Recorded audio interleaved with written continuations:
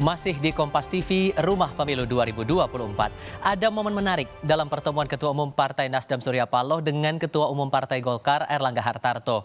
Surya Paloh mengaku sedikit berkeringat ketika ditanya kenapa lebih mendahulukan bertemu Golkar ketimbang Demokrat dan PKS yang sama-sama mendukung pencapresan Anies Baswedan. Terlihat di layar kaca ya saudara, momen sedikit berkeringat ini terjadi usai pertemuan Surya Paloh di kantor DPP Partai Golkar Rabu kemarin. Sedikit diplomatis, ini jawaban Surya Paloh ketika ditanya kenapa lebih mementingkan Golkar ketimbang PKS dan Demokrat. Apa Nasdem justru berkunjung ke koalisi lain, bukan merayakan kebersamaan dengan koalisi perubahan? Itu yang pertama, Pak. Dan yang kedua, adakah peluang Nasdem bergabung dengan koalisi Golkar mengingat ada faktor historis Pak Surya Paloh dengan Partai Golkar? Terima kasih, Pak. Ini agak keringetan sedikit. Agak keringatan dikit ya. Baiklah, kenapa harus berkunjung ke Golkar? Prioritas bagi Nasdem. Ada satu romantisme, ada satu perjalanan, sejarah perjalanan. Dan untuk mengetahui lebih jelas safari politik Partai Nasdem di Rabu Pon kemarin, sudah bersama kami saat ini Ketua DPW Partai Nasdem Jawa Barat, Saan Mustafa. Kang Saan, apa kabar Kang? Alhamdulillah baik. Terima kasih sudah bergabung bersama kami. Jadi ceritanya Golkar jadi prioritasnya Nasdem itu sebatas karena romantisme atau jangan-jangan romantismenya yang lain lagi nih maksudnya? Ya, pertama ini kunjungan balasan ya. Kunjungan balasan Partai Nasdem, dalam ini Pak Surya Paloh ke Partai Golkar. Karena Partai Golkar pernah berkunjung ke Partai Nasdem. Dan tentu ini kan harus saling berbalas ya kunjungannya. Yang kedua, tentu bagi Pak Surya sendiri, karena puluhan tahun Pak Surya ada di sana, ini juga bagian dari nostalgia lah, romantisme seperti Pak Surya sampaikan.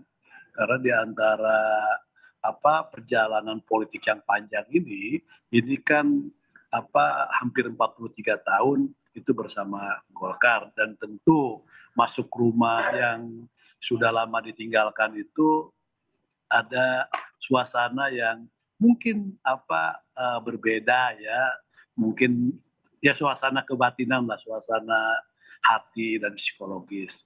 Nah yang ketiga, kedatangan ke sana itu dalam kerangka di tahun politik ini untuk bersama-sama berkomitmen dan memastikan dukungan terhadap Pak Jokowi itu akan semakin diperkuat, akan semakin solid dan berkomitmen untuk mengawal pemerintahan Pak Jokowi sampai akhir masa jabatan di tahun 2024 yang akan datang.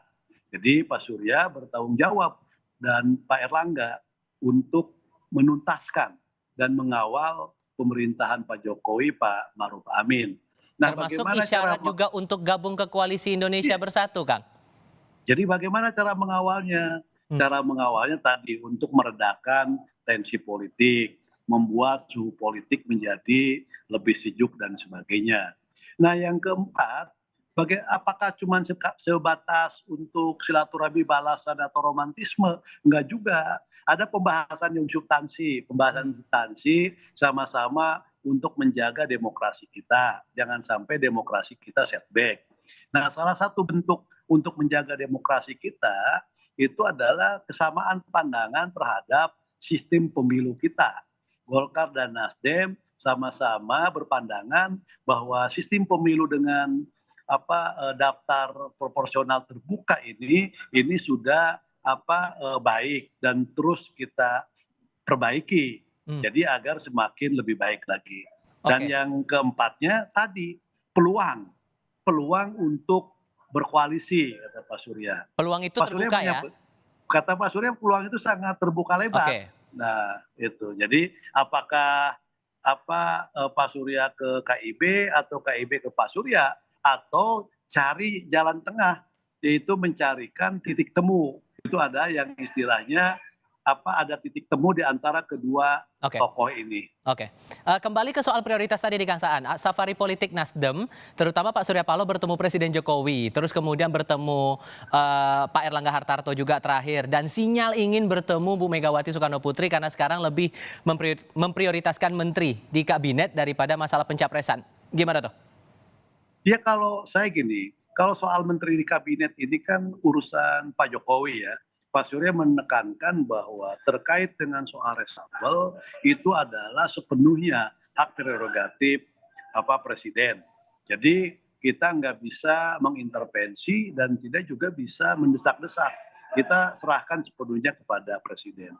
Nah jauh di luar itu Pak Surya yang paling penting yang Pak Surya jaga dan Pak Surya berkomitmen adalah menjaga soliditas koalisi, menjaga agar dukungan terhadap Pak Jokowi itu semakin kuat dan terus-menerus menjaga prestasi dari kinerja Pak Jokowi yang luar biasa, mendapatkan apresiasi baik dari luar maupun dalam negeri, ini akan terus meningkat.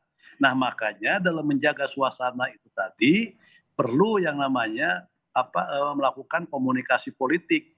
Nah, selain komunikasi politik itu juga sebagai kunjungan balasan. PDI pernah juga berkunjung kepada Partai Nasdem dan mungkin Nasdem juga berkeinginan untuk melakukan kunjungan balasan. Rencananya kapan, ini Kang? semua rencananya nanti lagi dimatangkan.